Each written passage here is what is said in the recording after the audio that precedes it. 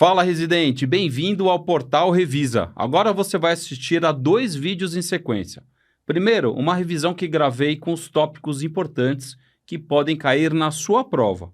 Logo em seguida, você verá as questões da prova de 2024 do primeiro trimestre, corrigidas e comentadas. Preste bastante atenção que muitas perguntas podem aparecer de uma forma parecida. Depois de assistir a este episódio, se ele te ajudar de alguma forma, não esqueça de deixar um like aí pra gente e compartilhar com seus colegas residentes. Se tiver alguma dúvida, só deixar nos comentários do vídeo. Um abraço e boa prova! Bom, o que a gente teve no R1 aí nesse primeiro trimestre? Então, ética médica e responsabilidade profissional, SBA, organização, riscos profissionais, vias aéreas e avaliação pré-anestésica. Não nessa ordem, sei que tem aí umas mudanças de ordem, né? Vias aéreas é o último ponto, mas são esses temas que foram abordados e que caem todo ano. Então é importante vocês estudarem todos os temas, porque os temas eles caem, né? Às vezes eles omitem um tema de uma prova trimestral, né? Estava analisando as provas e vi lá um ano que eles omitiram um dos temas. Então tiveram 5 questões, 2 repetidas de um tema.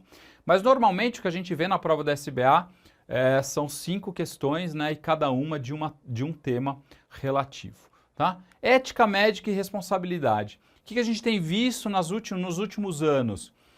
Existe uma resolução muito importante, né, do Conselho Federal de Medicina, que é a que vai reger a anestesiologia. Então ela é super importante. Então, ora cai essa resolução, que a gente vai comentar um pouquinho dela, ora cai um processo de conduta em relação a uma situação e também se esse anestesista pode ou não ser processado. Tá? A gente teve essa aula como especialista em direito médico e ética e responsabilidade médica, né? Que é a doutora Camila Cortez, que ela não é uma médica, mas ela é uma advogada que tem aí uma vasta história, inclusive já foi do CRM, então ela tem todo o conhecimento disso, então essa aula ficou muito bacana. Eu gostei muito que a gente fez várias simulações nessa aula e ela ficou super interessante para saber o que pode rolar aí no dia a dia do anestesiologista. Então essa resolução, a 2174, é a resolução mais importante. Essa eu recomendo que vocês dêem uma lida antes da prova, porque ela vai cair. Ela vai ser pedida na prova provavelmente, né? Então ela vai dar toda a resolução da prática do ato anestésico. Então, a primeira alternativa, que eu já coloquei aqui, que ela é vermelha, então só para vocês saberem, tudo que aparecer vermelho é falso e verde, obviamente, é verdadeiro, né? Cuidado, porque sempre cai assim, é obrigatório, não é obrigatório, é super obrigatório, ou é dispensável, ou é recomendado. Olhem essas coisas, porque esses são pontos que eles sempre perguntam na prova, né? Então, por exemplo, é obrigatória a existência de equipamento com sistema automático de infusão? Não, não é obrigatório, mas é recomendado pela resolução 2174. Isso também sempre cai. O médico anestesista que faz a consulta pré-anestésica tem que ser o mesmo que vai fazer anestesia? Não, né? Isso também é mentira, né? Não é verdade, né? É falso. Então, você pode ir lá no seu ambulatório fazer um pré-anestésico e depois se atender no centro cirúrgico outra pessoa fazer essa anestesia, né? Isso pode, né? Mas o que se recomenda nessa resolução é que você faça a avaliação pré-anestésica ambulatorial. Essa é a recomendação, também não é obrigação. Você tem que ser obrigado a ver sempre o seu paciente, né? Antes das anestesias e fazer a avaliação pré-operatória, exceto nas urgências, né? O paciente está morrendo, você não vai dar tempo de fazer isso. Mas é uma obrigatoriedade você fazer a consulta pré-anestésica no seu paciente. Cabe ao médico anestesista encaminhar o paciente para ser recuperado na enfermaria, na ausência de médico plantonista na sala de recuperação pós-anestésica. Quer dizer, você chegou lá, acabou sua anestesia, levou o paciente para recuperação pós-anestésica, não tem ninguém lá, você leva esse paciente, você dá alta para ele ir para a enfermaria? Jamais, né? Esse paciente tem que ficar na RPA até ele se recuperar e você que fica responsável por isso. Por que tem isso hoje? Porque se mudou, existe uma recomendação nova, né, de ter um médico anestesiologista ou qualquer médico, não precisa ser anestesiologista, na recuperação pós-anestésica. É uma recomendação do Conselho Federal de Medicina, aliás, essa recomendação aqui. Então, os hospitais devem ter um médico lá, recomenda-se a ter um médico lá e não precisa ser anestesiologista também, né? Você pode chegar lá, ter um outro médico, assim quando você passa o paciente para UTI, né, para o intensivista. O intensivista não é anestesista, né, e você pode passar para ele. Então, se você tiver esse cara lá, esse médico lá na RPA, você pode passar o caso para ele, aí ele passa a ser o responsável pelo paciente. Então, olha lá. A alta da sala de recuperação é de responsabilidade exclusiva de um médico anestesista ou do plantonista da recuperação pós-anestésica, tá? Então, isso aí foi uma questão que caiu. Então, lembre-se aí da 2174, a obrigatoriedade da cardioscopia, da pressão arterial, da saturação de oxigênio, a capnometria, né, a capnografia, toda vez que você coloca uma via artificial no paciente, que você entuba, que você passa máscara laríngea, máscara facial, com ventilação artificial ou uso de agentes desencadeadores ou desencadeantes de hipertermia maligna. Ou seja, usou succinilcolina e usou halogenado ou você é obrigado a ter a capnografia. E a temperatura, lembrar que ela é recomendada, né? Sempre é recomendada, mas ela é obrigatória. Mais de 30 minutos de procedimento, extremos de idade, pacientes com risco ou suscetibilidade à hipertermia maligna ou história, também história de síndrome neuroléptica e também você é obrigado, né, a ter meios de assegurar a normotermia também desse paciente, tá? Então, temperatura entrou aí como algo obrigatório nessas situações, tá? Nas outras situações ela é recomendada, tá? O que é recomendado? Todos esses monitores são recomendados também, mas eles não são obrigatórios, tá? Então, TOF, profundidade BIS, hemodinâmica, vigileu, tudo isso é recomendado, mas não é obrigatório. O que é importante também dessa resolução? O diretor técnico é o cara que tem que garantir condições mínimas de funcionamento para o seu centro cirúrgico, para a sua anestesia. Se não tiver, esse cara tem que ser notificado, né? E eu só posso fazer esse ato anestésico se tiver tudo ok. Então eu sou o responsável pela anestesia. Eu só vou proceder à anestesia se eu tiver todas as condições exigidas na CFM 2174. E se não tiver e for eletivo? Se for eletivo, você fala que não vai fazer. Você só vai fazer se tiver condições mínimas. Se for uma emergência, o paciente está morrendo, você vai lá, faça a anestesia e depois brigue com todo mundo. Aí notifica, faz tudo o que você quiser, mas o paciente chega morrendo, você não pode deixar de atender. Aí a omissão de atendimento é pior do que não respeitar a CFM 2774. Então, na emergência você vai fazer, vai registrar, vai mandar carta para o CRM, mandar carta para o diretor técnico, comissão de... Você vai fazer tudo, mas você vai fazer a emergência. E lembrar de nunca realizar anestesias simultâneas. Vale para obstetrícia também, tá? Se você começar uma analgesia de parto, passar um catéter de peridural, você só pode fazer essa anestesia nessa paciente, tá bom? Então, lembre-se das anestesias simultâneas, nunca você deixa de fazer isso. Acabou a cirurgia, a responsabilidade do anestesiologista. Então, acabou a cirurgia, ou você leva ele para RPA, seu paciente para RPA, ou para UTI, né? Se não tiver vaga na UTI, lembre-se que esse paciente fica na sala de cirurgia com você e você é o responsável. Não tem esse acordo de não, o residente da cirurgia que cuida porque quis operar. Não, não, não. Responsabilidade é sempre do anestesiologista. Você pode até ter esse acordo lá no seu hospital. O R1 vai olhar da cirurgia. Pode até ser, mas lembre-se que a responsa legal é sempre do anestesiologista que fez isso, tá bom? E sala de recuperação pós-anestésica, eu falei para vocês aí, recomendação do plantonista fixo, médico lá, ou anestesiologista, se não tiver médico na RPA, continua sendo o responsável, como sempre fomos há muito tempo. Responsabilidade, um outro caso clínico que caiu, então sempre cai isso, CFM, né, 2174, ou responsabilidade. Então, se o médico, né, se o anestesiologista cometeu um ato aí, se ele vai ser processado, vai ser condenado, vai ser julgado, é tudo isso que sempre se coloca para você raciocinar. Então, esse paciente aqui é um paciente que tem 62 anos, 90 quilos, diabético, hipertenso, aquele arroz com feijão que a gente faz todo dia, faz hérnia inguinal bilateral por vídeo, não tem nada de queixa, né? Tem eletrocardiograma normal, não tem história nenhuma de cardiopatia. Deve ter um MET bom aí, deve ter MET maior que 4, lembra da avaliação pré-operatória? E após alta da recuperação pós-anestésica, o paciente teve um IAM, depois foi internado na UTI, fez uma angioplastia, ficou bem, teve um hematoma na região inguinal e depois resolveu processar o hospital, o anestesiologista, obviamente, e o cirurgião, tá? Então, e aí, o que vocês acham desse caso? Quem que é o culpado? Tem culpado, né? Vamos julgar esse caso, não vamos? Então, quais são aí as premissas que ele coloca? Então, lembrar, primeira coisa, assinatura de termo consentimento livre e esclarecido.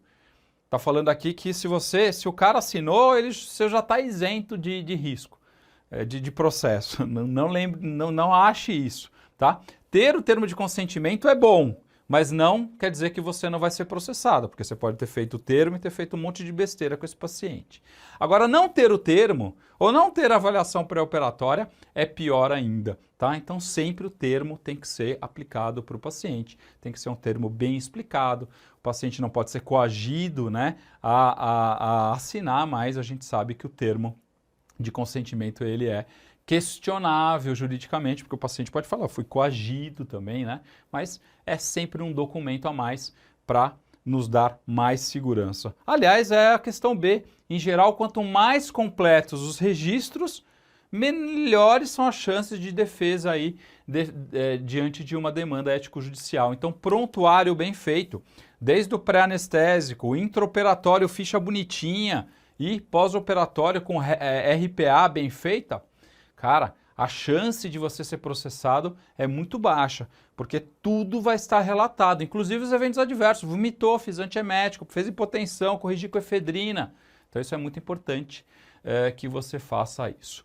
O cirurgião arcará com maior prejuízo ético-judicial em caso de condenação, porque é o responsável pelo paciente. O cirurgião é o chefe mesmo, ele é o chefe da equipe, então ele tem que pagar mais. Não, né? Não é assim que funciona, a gente tem que ver quem que errou, né? Qual que é o problema para a gente saber quem que vai ser julgado ou não, tá? Então isso não tem essa relação com o cirurgião por ele ser o chefe da equipe. A não realização de estudo para avaliação de isquemia miocárdica durante a avaliação pré-operatória será considerada uma infração ética por negligência? Jamais, né? Não seria uma infração ética, na verdade, o que a gente teria aqui, se fosse para a gente ter alguma infração, não seria ética, né? Seria mais perante a justiça, né? Será que esse cara vai ser processado aí perante a justiça? Então aqui também não é correto. E aqui a condenação no Conselho Regional de Medicina implicará em condição automática na Justiça Civil. Isso também não é verdade, tá? Você pode ser processado em várias instâncias, você pode ser punida em uma, você pode ser culpada na outra, você pode não ser liberado na outra, vai depender de como isso é feito e como isso é julgado, tá? Então não é obrigatório, mas quando tem alguma dessas em que obviamente você é incriminado, obviamente que o advogado vai usar alguns dessas artimanhas, você sabe como são os advogados, para tentar te condenar em outra esfera. Então, responsabilidade ética, penal e civil, sempre do médico anestesiologista. Lembrar que a gente sempre paga por crimes culposos, a gente não pode ser enquadrado no exercício da medicina como um crime doloso. A gente nunca tem intenção de matar alguém, aliás, é contra a nossa natureza. A nossa natureza é de salvar as pessoas, de ajudar as pessoas. Então, já por si só, o crime doloso não existe. A gente chega sempre na imperícia, imprudência e negligência. Na maioria das vezes, o médico anestesiologista entra na negligência. E lembre-se que negligência, ela engloba uma série de fatos, né? Então lembrar de deixar o paciente sem ser olhado na RPA vomitando ou com dor durante o período de tempo é negligência, sim, você deixou de cuidar do seu paciente, tá? Não precisa ser só um evento fatal ou uma complicação neurológica, né? Poucas situações que são muito desagradáveis, são corriqueiras para a gente vê, né? Os pacientes podendo ter intercorrência, não é corriqueira, né? Mas a gente saber que isso pode acontecer é diferente do paciente, né? Porque ele fica ali sofrendo durante aquele tempo e aí existe toda, hoje, um dano moral, existe um monte de coisa relacionada a isso. Então lembre-se aí da negligência. E as resoluções do CFM têm força de lei, tá? Então isso aí é uma lei e a gente tem que obedecer às leis do CFM. Muito bem. Vamos para frente, organização da SBA. Organização da SBA é um outro ponto que você garante pontinhos fáceis na prova, porque é simples, né? É um estatuto em que você lendo ali uma vez ou duas vezes, você já sabe como é que funciona, né? Então, sobre a organização da SBA, quais são os pontos importantes? Saber quais são os membros, né? Quais são os membros remidos, ativos, beneméritos. É legal saber aquilo, quem tem direito a voto ou não, né? Assembleia Geral, Assembleia de Representantes são dois pontos que sempre caem na prova. Aqui, ó, membros aspirantes, médicos cursando residência em anestesiologia com centro credenciado pela Comissão Nacional de Residência Médica, não integrante do quadro dos CTs. Não, são aspirantes os que são do CT da SBA, tá? Os que são só MEC não são aspirantes, né? São adjuntos aspirantes, tá? Assembleia Geral é a reunião dos membros ativos, kits com SBA, na data de sua realização, e membros remidos, honorários e beneméritos que pertenceram à categoria de membro ativo da SBA. Então isso é verdade. Assembleia Geral é isso mesmo e só podem participar esses sócios, esses tipos de sócios, tá bom? O SBA vai se reunir em Assembleia Geral para eleger diretoria e Conselho Fiscal, é o que rola na Assembleia Geral desde que teve a mudança aí do novo Código Civil, e aí os poderes que eram da Assembleia de Representante vieram para a Assembleia Geral, tá bom? A diretoria da SBA vai se reunir a cada 3 meses, né, podendo também ter reuniões extraordinárias, isso faz parte do dia a dia da nossa diretoria executiva da SBA, e os membros da Comissão de Ensino e Treinamento e da Comissão de Certificação, além de serem portadores do TSA, também devem participar de residência, né, de centros de ensino e treinamento. Tá? Então lembrar a importância do TSA, porque é que a gente fala tanto do TSA, porque além dele ser um título que traz a excelência, esse profissional que obtém, o TSA, existe um poder político do TSA, um poder participativo associativo, por isso que ele é um título tão importante, tanto para você participar das sociedades, da sociedade brasileira, das regionais, como você participar das comissões, né? Comissão da preparatória para o TSA, os comitês, né? Tem tudo isso que você pode participar de uma forma ativa. Então lembre-se aí, ó, Assembleia Geral, o órgão mais importante, é o que faz eleição de diretoria e conselho fiscal, altera estatuto, pode até acabar com a sociedade ou destituir a diretoria e o conselho fiscal, obviamente que isso é só em situações extremas aí, com assembleias gerais também feitas só para isso, aprovação de contas e outros assuntos importantes. Quem que pode participar da Assembleia Geral? Todo mundo que é ativo, sócio ativo que pagou, pode ir lá. Remido, honorário e benemérito, ele tem que ter sido ativo, né? Tem que ser ativo, ter sido ativo para ser remido. Remidos são os aposentados, né? E aí tem que pagar a SBA e a regional, tá? Os ativos têm que pagar a SBA e regional. Se você não pagar um dos dois, você não pode votar, tá? Aliás, eles nem deixam mais, né? Antes tinha gente que pagava só uma sociedade regional, outra só a brasileira, hoje não pode mais, tá? E o CRM tem que estar ativo também. A Assembleia dos Representantes. Representantes regionais são proporcionais aos números de sócios das sociedades regionais. Então, por exemplo, a SAESP tem tantos mil sócios, aí é proporcional à quantidade de sócios ativos dessa sociedade, tá bom? Então, quanto mais sócio você tiver, maior sua representatividade na Assembleia dos Representantes. Esse ano eu fui lá, o ano passado, aliás, eu fui no CBA como um dos representantes aqui da SAESP, fui convidado e fui lá, e foi muito interessante para entender toda essa dinâmica, né? Eu só dava aula, não sabia como era a Assembleia de Representantes. Então, quem participa? Os representantes, presidente do Conselho Superior, a diretoria, e aqui são a eleição de cargos não administrativos, tem várias resoluções, várias decisões, mas mais burocráticas, né? Mais relacionadas aí às comissões, aos comitês, comitê de anestesia venosa, então tem tudo isso que é decidido na Assembleia de Representantes e algumas resoluções do Conselho Superior de Defesa Profissional também são analisadas durante a Assembleia de Representantes. Muito bem, riscos profissionais, outro tema que obviamente cai, né? Hoje eu acho que tem caído muito burnout, né? Acho que é um ponto super importante aí para vocês entenderem. No último ano caiu, ou no ano retrasado, eu acho, no passado, no retrasado, caiu um pouquinho de cada um. Então ele fala aqui de ruído, fala de radiação, fala acidente elétrico. Então a gente tem cada um desses aí na nossa apostila com esses valores que é importante que vocês decorem. Então, legislação federal permite ruídos de até 100 decibéis no ambiente de trabalho, em jornada de 8 horas.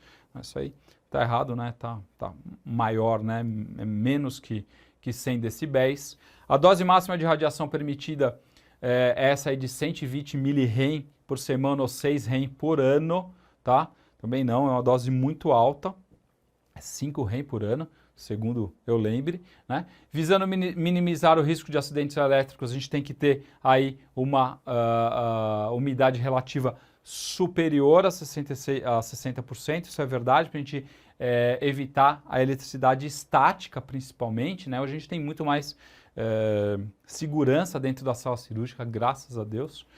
Profilaxia após a exposição do vírus da hepatite C, está indicada hiperglobulina, hiperimune ou interferon. Gente, não tem o que fazer com hepatite C, por isso que a gente é tão neurótico com luva, com isso, porque hepatite C, se você se furar ou tiver algum problema aí de contaminação com sangue, caiu sangue no seu olho, você tem a hepatite C, ela é crônica aí, pode levar a quadros ruins, então não tem o que fazer. Diferente da hepatite B, que a gente conseguiu aí diminuir bastante a contaminação, porque antigamente existia aí uma alta taxa de médicos infectados com o vírus da hepatite B, principalmente quem trabalhava em pronto-socorro, em UTI, em centro cirúrgico, a gente tinha bastante contaminação. Depois com a vacina da hepatite B ficou melhor. E em situação de adição a opioides, o anestesiologista deve ser afastado totalmente das atividades e exige necessidade de muito apoio por parte dos colegas e dos familiares. Infelizmente, a adição por opioide é um problemaço que a gente tem e a gente precisa afastar esse paciente e, obviamente, a gente precisa de uma ajuda, de um suporte, de uma estrutura muito grande em volta desse colega e ele vai ter que ser recolocado depois com o tempo, mas inicialmente aí existem algumas situações que devem ser feitas. Então, riscos profissionais, lembrar sempre das infecções aqui que sempre cai em prova. Então, lembrar da hepatite B, vacinação. Se o profissional não soroconverte, ele tem que repetir aí a vacinação da hepatite B. Se não converter de novo, esse profissional tem que ficar de olho, porque se ele se expuser a alguém com hepatite B, ele tem aí que fazer um tratamento adequado, tá? E o HIV, lembrar da quimioprofilaxia precoce, né? Quanto mais rápido, né, com menos de 24 horas, a gente tem melhores resultados em infecções bem baixas. Hepatite C não tem o que fazer. E lembrar sempre da CCIH e do acompanhamento sorológico, que tem que ser feito pelo menos durante um ano com esses profissionais. E aqui eu coloco o burnout, né, o suicídio, que faz parte, que a gente vê muito isso, né? A pessoa que entra em burnout, ela tem uma despersonalização, é uma pessoa que fica totalmente fora do eixo, né? É difícil, todo mundo já passou um burnoutzinho na vida, eu já passei o meu também, então a gente precisa de muita estrutura aí, muito auxílio para essas pessoas que sofrem do burnout. A SBA vem fazendo seu papel aí, o núcleo do eu, né, que vem ajudando bastante gente, a SAESP também tem aí programas de apoio em relação a isso. Então, lembre-se aí do burnout, das características do burnout e o que a gente faz, né, principalmente com esses profissionais. Então, as recomendações aí diminuir o trabalho, né, ter hobbies, ter outras atividades, isso faz muito bem para a gente. Avaliação pré-anestésica, outro ponto que cai bastante aí, sempre, obviamente. Duas coisas que eu acho que vale muito a pena estudar. Risco, as escalas de risco que a gente tem lá, cirurgias que têm risco cardíaco, né? As cirurgias que têm mais chance ou menos chance de ter complicação cardíaca, né? O LI, que é o mais aceito aí, né? Então aqui, ó, Avaliação pré-anestésica, o que caiu nos últimos anos? O risco de morte por complicações cardíacas e infarto do miocárdio nos primeiros dias é considerado intermediário em endarterectomia de carótida e transplante pulmonar. A gente sabe que não é, intermediário. Tá? O termo de consentimento informado deve incluir o esclarecimento dos procedimentos que se pretende realizar, seus benefícios e riscos, de forma clara e acessível à compreensão do paciente. Olha que bonitinho, faz lógica, faz sentido, né? Marque lá o verdadeiro, né? Mostre para o paciente os riscos que ele corre também. Indivíduos com equivalente metabólico menor ou igual a 4 tem baixa capacidade funcional. Lembra do MET? O MET é super importante para a gente saber se vai precisar avaliações maiores. Então, o cara que tem mais que um MET maior que 4, eu já sei que esse cara, ele praticamente não tem risco cardiovascular nas cirurgias não cardíacas. Então, é muito importante essa pesquisa no seu pré-anestésico, porque ele vai evitar muitos exames a mais, muito mais demora para operar esse paciente, tá bom?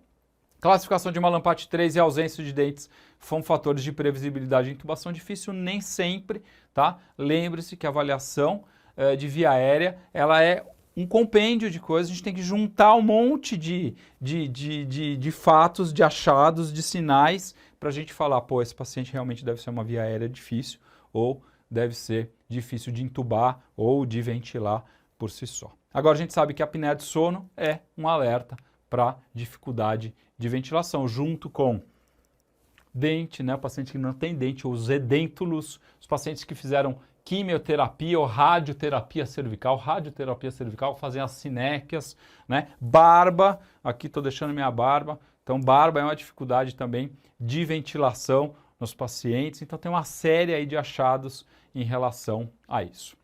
Coloquei aqui o índice, o risco cardíaco de Lee, né? Então o risco cardíaco de Lee pega aqui esses achados aqui. Então se você tiver zero desses achados aqui, você tem baixo risco, né? 0,4% de complicação cardiovascular nesse paciente. Então, infarto do miocárdio, edema pulmonar, fibrilação ventricular, né? Todas essas coisas que poderiam acontecer. Então, conforme você vai subindo a classe, você tem mais, obviamente, com mais chance de você ter alterações cardiovasculares, como eu falei aí para vocês. Então, esse índice de risco cardíaco revisado de Lee, ele foi uma revisão, na verdade, do Goldman, lá de 1977, né? E aí, vale cirurgias de alto risco, insuficiência coronariana, ICC, paciente que teve insuficiência cerebrovascular, diabetes mellitus dependente de insulina e creatinina aí maior ou igual a 2, tá? E aí a gente tem os riscos maiores. Ou seja, pacientes com maiores riscos, obviamente, eu vou proteger mais no meu pré-operatório, vou planejar um estudo pré-operatório melhor e, obviamente, vou cuidar muito mais no meu intraoperatório. Suspender as medicações. A gente tem lá uma tabelinha lá na apostila. Então, obviamente, não vamos falar todos aqui, né? Eu coloquei aqui os que estão na moda, né, os análogos do GLP-1. Então, essas drogas estão sendo utilizadas aí por muita gente, não só pelos diabéticos, né, mas pelos gordinhos que querem perder peso, assim como o professor está aqui, né, tomou para dar uma enxugada. E eu fiz o meu ultrassom gástrico e eu vi que realmente dava uma baita estase gástrica. Então, qual que é o problema aqui? Problema de regurgitação e aspiração pulmonar.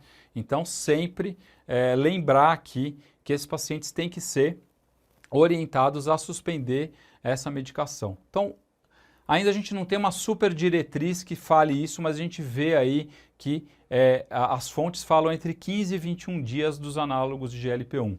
Né? E se for uma dose semanal, né, ao uso diário, suspender entre 2 a 3 dias. Tá? Então, suspensão de medicamentos sempre cai. Deem uma estudada nisso aqui, não dá para a gente falar todos aqui. Eu coloquei esse aqui porque eu acho que ele vai cair esse ano, então fiquem de olho. Então, a causa dele é justamente o atraso de esvaziamento gástrico e a possibilidade de aspiração durante a nossa indução. E por último, o tema que vai cair também, vias aéreas. Vias aéreas super importante. Né? O primeiro tema, a gente trouxe aqui o Dr. Daniel Perin, talvez a maior autoridade que a gente tem hoje de via aérea no Brasil, né? Participante aí de várias sociedades mundiais aí, a Sociedade Americana, a Sociedade Mundial de Via Aérea Difícil. Para mim, um cara excepcional, uma baita aula. Fiquei muito feliz que ele pôde vir aqui com a gente. Bom, o que caiu aqui em relação a vias aéreas? Não só a via aérea é difícil, mas toda a manipulação da via aérea. Então, indução em sequência rápida é um método tradicionalmente usado para gerenciamento de vias aéreas difíceis. Isso é um conceito erradíssimo, né? Toda vez que eu tenho via aérea difícil, sempre eu penso em entubar o paciente acordado, né? A minha primeira ideia sempre é entubar o paciente acordado, então eu nunca faço sequência rápida em pacientes com via aérea difícil. Ventilação com pressão positiva sobre máscara facial precede a administração de 1,5 miligrama de succinilcolina na indução em sequência rápida tradicional. Não, né? A gente não ventila esse paciente, né? Esse paciente ele fica em apneia, né? Fica recebendo oxigênio ali, apneico, mas ele não é ventilado e a dose de succinilcolina é 1 miligrama por quilo, tá? Então a gente nunca faz isso nesse paciente. O objetivo da indução em sequência rápida é proteger logo a via aérea desse paciente, insuflar o balonete mais durante, né, depois do 1 minuto, quando eu tenho condições, eu preciso esperar 1 minuto para fazer essa insuflação, né? Muita gente não espera esse 1 minuto, é importante que a gente espere esse 1 minuto. O Selic, ele fala aqui, deslocamento da laringe por pressão na cartilagem tireoide, não é na cartilagem tireoide, nem posterior, nem cefálica, nem lateralmente, na verdade a gente vai compressão da cartilagem cricoide para a gente, né, obstruir, teoricamente, o esôfago e não deixar que tenha regurgitação. Manobra de Selic é super questionável, né, o quanto que se põe, como que se faz, então ela é muito questionável, mas a gente ainda faz por tradição, né, não existe nada que fale que ela faz mal, né? O que questiona é se realmente ela é efetiva, mas a gente faz de rotina o Selic no paciente com estômago cheio, numa indução de emergência.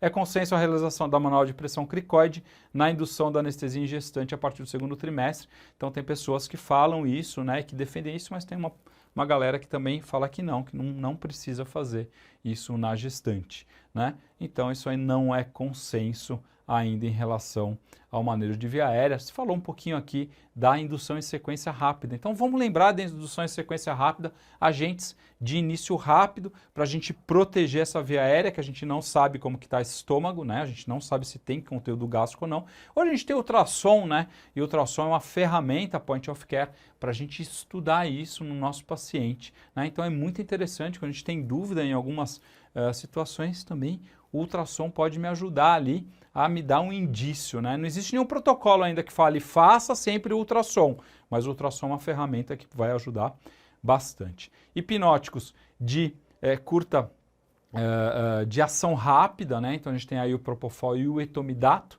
Os opioides, o alfentanil é o opioide mais indicado, porque ele tem o pico mais rápido, né? Ele em menos de 1 minuto ele consegue atingir a sua concentração. Se você for usar fentanil, lembre-se que o fentanil ele demora de 3 a 4 minutos para fazer pico.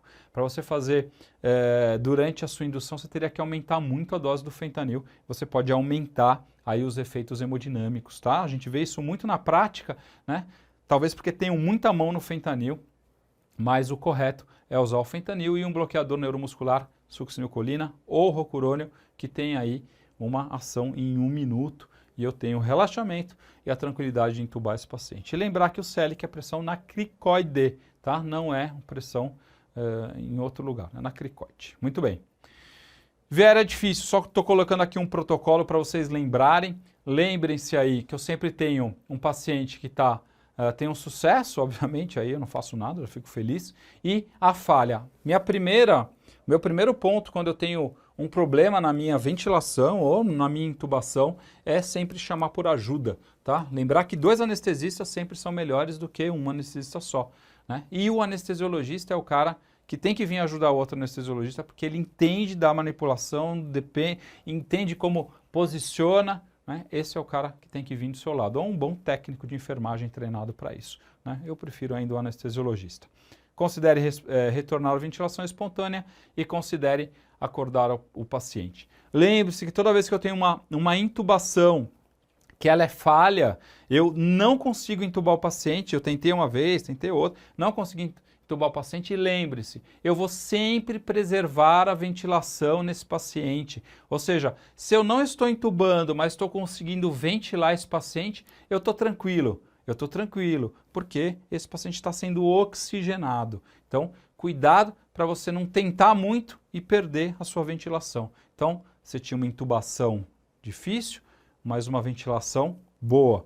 Você perder a ventilação, você vai começar a se complicar. Então, se você ventila com máscara adequadamente, aí eu não entubo, mas eu ventilo, então eu tenho uma situação que não é emergência. E eu vou pensar no que eu vou fazer. Se o paciente estiver de jejum, vou passar uma máscara laríngea, vou tentar entubar pelo meio da máscara laríngea. Eu posso fazer uma série de oportunidades em relação a isso. Posso também acordar esse paciente e falar, opa, vou fazer uma abordagem acordado nesse paciente. Eu vou colocar esse paciente acordado e vou fazer uma abordagem acordada com o fibroscópio, né, nesse paciente. Técnica invasiva é uma possibilidade também, aí seria uma técnica invasiva não de emergência, né, mas uma técnica invasiva e até outras opções. A gente sabe aqui que se a gente não consegue, né, entubar esse paciente, talvez o mais aconselhável será acordar esse paciente. Não consigo ventilar esse paciente, eu vou tentar resgatar essa ventilação. Sempre eu tenho que pensar em manter a minha oxigenação e aí o supraglótico é a primeira opção. Tento 3 vezes, tamanho, 3 vezes, tipo de supraglótico, não consegui, volto a ventilar o meu paciente, né? Que sucesso, né? Se eu acordo o paciente, aí tento as outras alternativas, volto para esse lado, né? Mas se eu tenho uma falha, eu não entubo e não ventilo, aí eu entro no algoritmo de emergência para esse paciente, tá? Então vai chamar mais ajuda e aí você tem que ir para a cricotireoidostomia, tá? Antes disso, aqui no protocolo da Difficult Airway Society, eles falam para você tentar novamente resgatar com ventilação máscara. Mas se você não conseguir, aí, sem dúvida, o seu acesso invasivo de emergência tem que ser feito, é a cricotireoidostomia, tá bom? Traqueostomia não é um procedimento de urgência, tá? Então, acesso invasivo de emergência.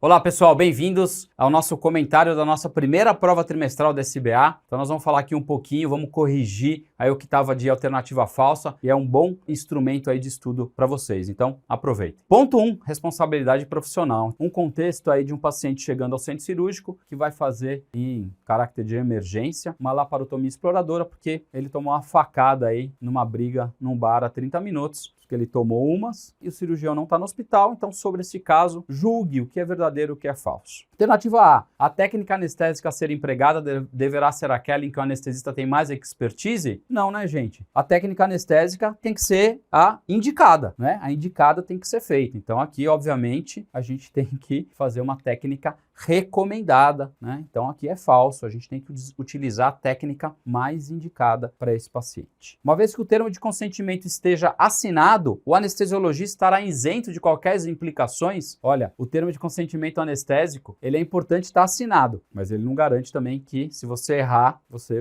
não vai ser responsabilizado. Agora, se não tiver o termo de consentimento, você pode estar aí numa situação mais difícil. Então sempre é bom ter o termo de consentimento, né? Mesmo nesse paciente, aí se ele estiver ali consciente, o cirurgião ainda não chegou, você pode ir lá conversar com o paciente ou com o familiar e pedir o consentimento anestésico desse paciente. A não realização de indução em sequência rápida configura ato de imperícia. Esse paciente aqui, ele deve ser entubado, né? Aí para fazer uma laparotomia de alguma forma, né? Aqui a indicação é uma indução em sequência. Tem que proteger a via aérea desse paciente, então a indução em sequência rápida ou, se você preferir, uma intubação até acordada. Então essa alternativa não é verdadeira, né? Porque primeiro a gente tem que ver o que acontece com o paciente depois da conduta do anestesista. Então, só a não realização dessa indução em sequência rápida não configura ato de imperícia ou de negligência nesse paciente. Agora, se você fizer uma indução nesse paciente que não for uma indução que proteja a via aérea ou sequência rápida ou uma intubação acordada, você vai negligenciar, é um ato de negligência e você pode ter problemas com isso. Muito bem. Alternativa D, o anestesiologista está autorizado a iniciar o ato cirúrgico cirúrgico, anestésico, aliás, mesmo antes do cirurgião estar presente no bloco cirúrgico devido ao cenário de emergência. A gente não sabe como é que esse paciente está, não sabe se ele está chocado, se ele não está chocado, a gente não sabe como é que está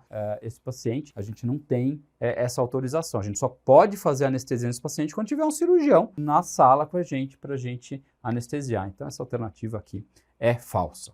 Em pacientes testemunha de Jeová, caso haja necessidade de transfusão sanguínea com risco iminente de morte, essa deve ser realizada após a autorização dos familiares. A gente já deixou de fazer isso, tá? Hoje em dia, nas situações de risco iminente de morte, a gente está autorizado a dar o sangue para os pacientes testemunha de Jeová, tá bom? Então, isso aí é falso. Então, a alternativa E também é falsa. Ponto 2, organização da SBA. Então, uma questãozinha aí mais tranquila, falando sobre a estrutura e as relações da SBA. Primeira alternativa, Brazilian Journal of Anesthesiology. É trimestral? Não, essa publicação ela é feita a cada 2 meses, tá bom? Não é trimestral. Essa publicação era chamada Revista Brasileira de Anestesiologia antes, talvez você ache aí alguns arquivos ainda com esse nome. A Comissão de Qualidade, Segurança e Anestesiologia faz parte do departamento científico da SBA? Também é falso. Ok? Quem faz parte aí, faz parte do Departamento de Defesa Profissional. A Comissão de Qualidade e Segurança faz parte do Departamento de Defesa Profissional. E a alternativa C, constitui função do Conselho Superior destituir a diretoria e o Conselho Fiscal. Não, o Conselho Superior não tem essa autoridade. Quem pode fazer isso é só a Assembleia Geral. Ok? Então a alternativa C também está errada. As outras alternativas que tem aqui são 2 alternativas que estão corretas. Conselho de Defesa Profissional, constituído pelo diretor deste departamento, pelos presidentes das regionais, pelo último presidente da SBA e pelo presidente atual da SBA. Há uma alternativa aí correta. E última, diretor do departamento administrativo, é membro da comissão executiva do CBA. Ok? Alternativa correta também. Ponto 3, risco profissional. Então, com relação ao risco profissional, lesões oculares são o maior risco para o pessoal que trabalha perto de lasers, quer seja por exposição direta ou por radiação refletida. Lembre-se aí que laser adora olho, adora lesar olho, então aí está correto em relação ao laser. Alternativa B. O uso de naltrexona reduz a chance de recaída entre anestesiologistas em recuperação de abuso por opioides. Também está correto, a naltrexona é utilizada aí nos colegas que têm a adição por opioides, além de outras medidas que são utilizadas. Alternativa C, diminuição do interesse sexual e do peso são comportamentos que podem indicar abuso ilícito de substâncias pelo anestesiologista. Sim, lembre-se aí que o anestesiologista começa a utilizar drogas, principalmente os opioides, começa a ter alterações de comportamento importante e ele deixa de fazer quase tudo, né, de se preocupar com um monte de coisa e começa a se preocupar só com a sua droga-adição, de tão pesado que é isso. Tá? Então, essa alternativa também está correta. Alternativa D, ficha anestésica esmeradamente preenchida e preferência por trabalhos em conjunto com outros anestesiologistas são características que podem indicar abuso ilícito de substâncias pelo anestesista. Isso não é verdade, né? Geralmente, o nosso colega que está aí utilizando opioides, começou a ficar em adição por opioides, ele começa a ficar um pouco mais desleixado, ele não tem tanto cuidado com a sua ficha anestésica e ele prefere fazer anestesia sozinho, para ele poder utilizar aí os medicamentos e retirar os medicamentos, né? Então, na verdade, ele tem um desleixo aí e ele é muito individualista, ele nem vai no conforto, ele sempre está isolado. E o abuso dos anestésicos inalatórios representa a maior parte das substâncias abusadas. A gente sabe que o grande vilão da gente, do nosso meio anestésico, são os opioides. Então, alternativa incorreta também, o correto seria opioides. Muito bem, ponto 4, avaliação pré-anestésica. E aqui confesso para vocês que foi uma questão que eu achei muito profunda para o R1, que a gente esperava aqui uma questão um pouco mais superficial, e aí foi em várias subespecialidades aqui, então me assustou um pouco essa questão, achei ela muito difícil até para a prova dos R1s. Durante a avaliação pré-operatória do paciente com essa síndrome, doença de von Hippel-Lindau, o anestesista deve avaliar sintomas sugestivos de feocromocitoma ou tumor neuroendócrino, além de avaliar sua função renal. Sim, tudo isso é verdade, essa síndrome é uma síndrome autossômica dominante, que tem aí vários tumores em várias regiões, e aí você tem que ter essa associação com outros tumores, como feocromocitoma, tumor neuroendócrino, e você pode ter comprometimento também da função renal desse paciente. A doença aí é bem grave. B. Indivíduos com estimuladores cerebrais profundos devem manter os dispositivos ativados no pré-operatório e no perioperatório, mesmo nas cirurgias que utilizam eletrocautério. Lembrar que aqui esses estimuladores sofrem interferência, assim como os marcapassos do eletrocautério. Então a gente não deve manter isso ativado durante o uso do eletrocautério ou não utiliza o eletrocautério durante a cirurgia. Alternativa C, aqui, paciente com doença de von Willebrand, esse paciente tem que ser preparado, né? E o pré-operatório indica aí o uso do DDAVP para aumentar o fator de von Willebrand e também do fator 8. A gente não usa isso no tipo 2B, a gente não usa o DDAVP nesses pacientes, então aqui também está correto o preparo do paciente com doença de von Willebrand. Score de MELD muito utilizado aí para a gente ver risco dos pacientes com hepatite crônica, a gente usa muito isso no transplante hepático, é um dos critérios hoje que utilizam gravidade para chamar paciente para o transplante hepático. Então, tá correto aí, o score de MELD é utilizado para isso mesmo, tá correto essa questão. Coloquei aí o MELD, nessa formulazinha aí do MELD que se faz para ver a pontuação. 13,78, logo da bilirrubina, mais 11,2 vezes o log do INR e também da creatinina. Esses três indicadores aí, bilirrubina, INR, né, e creatinina, que determinam o MELD. E por último, no tratamento pré-operatório do feocromocitoma, o bloqueio beta-adrenérgico é iniciado antes do bloqueio alfa-adrenérgico, começando de 7 a 14 dias antes da cirurgia. Aqui é a única alternativa que está correta. Na verdade, no feocromocitoma, a gente alfa-bloqueia o paciente antes aí de 7, 14, algumas fontes falam até 21 dias antes da cirurgia, usam-se os alfa bloqueadores primeiro e se você precisar, você usa os beta bloqueadores depois. Por que a gente faz isso? Porque se você beta bloqueia antes de alfa bloquear, você pode ter uma liberação de toda a parte alfa e esse paciente ter crises hipertensivas muito importantes. Então a gente sempre faz o alfa bloqueio antes do beta bloqueio. Ponto 5, vias aéreas. Ponto aí que a gente gosta bastante, todo anestesiologista curte uma via aérea e aqui ele abordou a pré-oxigenação do paciente durante a indução anestésica. Então lembrar, essa primeira alternativa é uma alternativa correta, né? Porque a gente faz a pré-oxigenação, porque a gente respira 21%, né?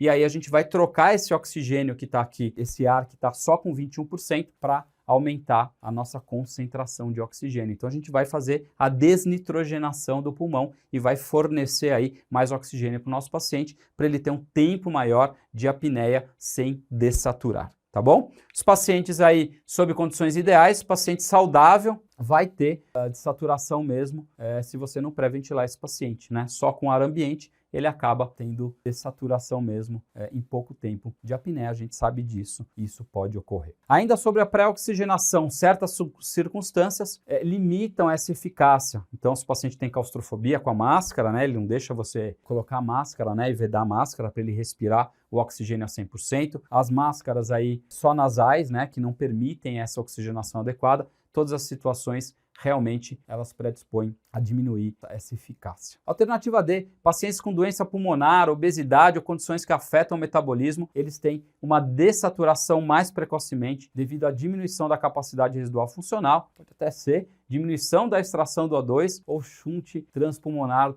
da esquerda para a direita. Na verdade, esse paciente shunta muito, ele faz muita atelectasia, esses pacientes com doença pulmonar e obesidade, então eles têm alterações de ventilação pulmonar, mas o shunt ele não é da esquerda para a direita, ok? Na verdade, o que acontece é um shunt pulmonar que não deixa o sangue oxigenar. Então eu tenho as atelectasias fazem com que não haja ventilação, só haja a circulação. Então eu tenho aí um shunt, eu não tenho um sangue que não é oxigenado. Então ocorre essa shuntagem, tá bom? Mas não é da esquerda para a direita. E por último, sobre a pré-oxigenação do paciente durante a indução anestésica, a oxigenação apneica pode retardar o início da dessaturação da exohemoglobina durante a apneia. A gente sabe muito bem disso, que mesmo durante a intubação a gente deve manter uma fonte de oxigênio, seja um catéter nasal nesse paciente, né? Um catéter aí pode ser até de alto fluxo para manter esse paciente saturando bem. Chegamos ao final deste Portal Revisa para a primeira prova trimestral de 2025. Espero que vocês tenham gostado. Caso tenha ficado alguma dúvida, se você quiser fazer algum elogio ou uma crítica, escreva aí nos comentários. E se essa aula ajudou você de alguma forma, dê o seu like no nosso vídeo. Também compartilhe com seus amigos residentes. Um abraço e boa prova!